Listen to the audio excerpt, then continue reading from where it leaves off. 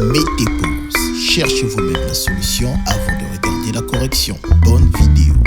Dans l'exercice 93, on nous demande quel est le nombre de codes possibles pour le code à 3 chiffres de 0 à 9 au dos d'une carte bancaire. Pour cela, on nous rappelle que le produit cartésien entre deux ensembles E et F, que l'on note comme ça, E croix F avec le symbole de multiplication, est tout simplement l'ensemble des couples X, Y où le X appartient à E et le Y appartient à F. Et l'ensemble des PUplets de E, c'est le produit cartésien de E par lui-même, mais cette fois-ci pas que deux fois. P fois E apparaît P fois, donc on note ça, E puissance P, relativement à la notation des puissances avec la multiplication des nombres. Ensuite, donc ça va juste pas être deux éléments XY, mais ça va être P éléments X1, X2 jusqu'à XP, où chacun des éléments XI appartient à E et P prend respectivement les valeurs de 1 à P. Ensuite, on nous dit le principe multiplicatif qui permet de trouver le nombre d'éléments de l'ensemble E croix F, que l'on appelle cardinal de E croix F. Le cardinal de E croix F ou nombre d'éléments de E croix F est tout simplement égal au produit du cardinal de E, c'est-à-dire du nombre d'éléments de E, par le cardinal de F, c'est-à-dire le nombre d'éléments de F. En particulier, on nous dit le cardinal de E puissance P, c'est tout simplement le cardinal de E fois le cardinal de E fois le cardinal de E, P fois, donc ce qui nous fait le cardinal de E puissance P. Donc, pour pouvoir utiliser ces notions dans cet exercice, on va commencer à donner un nom à l'ensemble des chiffres. On va par exemple dire que l'ensemble E, c'est tout simplement l'ensemble de nos chiffres.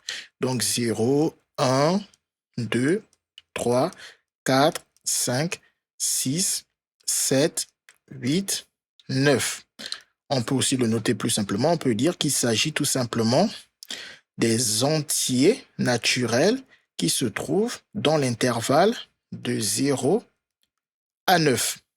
Donc, une fois qu'on a ça, on connaît notre ensemble E, on connaît même son cardinal, l'ensemble E du coup, comme c'est l'ensemble des 10 chiffres, le cardinal E est égal à 10.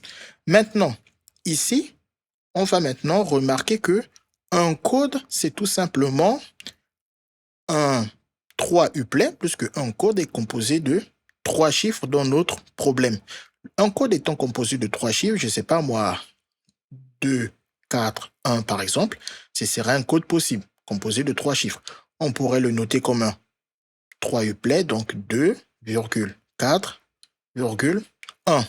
Donc ici, ça c'est un élément de l'ensemble E, croix E, croix E, que l'on peut noter plus simplement E puissance 3. Et chacun de nos codes dans le problème est tout simplement un élément de l'ensemble E puissance 3. Donc, il y aura autant de codes qu'il y a d'éléments dans l'ensemble E puissance 3. Donc, si je veux trouver le nombre de codes à 3 chiffres que je peux trouver au dos d'une carte bancaire, je dois donc trouver combien y a-t-il de nombre de 3-uplets possibles dans l'ensemble E puissance 3. Pour trouver l'ensemble le nombre de 3-uplets qu'il y a dans l'ensemble E puissance 3, on va utiliser le principe multiplicatif qui nous permet de dire que le nombre d'éléments de E puissance 3 que l'on appelle le cardinal de E puissance 3 n'est rien d'autre que le cardinal de E élevé à cette même puissance 3.